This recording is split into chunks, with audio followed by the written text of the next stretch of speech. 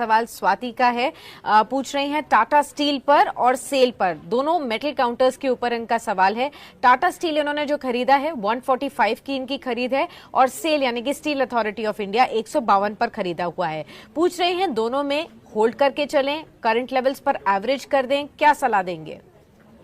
सो मेरे हिसाब से मेटल के अंदर जो एक रैली आ रही है उस रैली के बाद का ये प्रॉफिट बुकिंग है, तो एवरेज की तो सलाह नहीं रहेगी यहाँ पे। दोनों स्टॉक्स के अंदर आपकी अगर करंट खरीदी है तो मेरे हिसाब से स्टॉप लॉस के साथ होल्ड रखिए। जैसे टाटा स्टील का आप चार्ट देखोगे तो 20-50 डेज मूविंग एवरेज को ब्रेक कर चुका है। एक स्टीप फॉलिंग चैनल के अंदर ट्रेड कर रहा है और स्टॉक 100 डेज मूविंग एवरेज को अप्रोच कर रहा है। तो यहाँ पे 160 का एक इंपॉर्टेंट सपोर्ट है और 100 डेज मूविंग एवरेज का भी सपोर्ट उसी के आसपास है। तो टाटा स्टील में 160 के स्टॉप लॉस से ही होल्ड रखे और नई नई बाइंग के लिए थोड़ा वेट एंड वॉच कीजिए।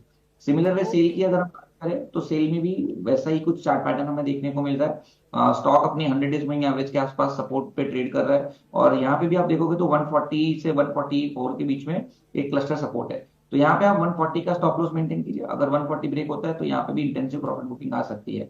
तो टाटा स्टील और सेल दोनों प्रॉफिट के सॉरी स्टॉप लॉस के साथ आप होल्ड रखिए, नई खरीदारी अवॉइड कीजिए। नई खरीदारी अवॉइड करने की सलाह यहाँ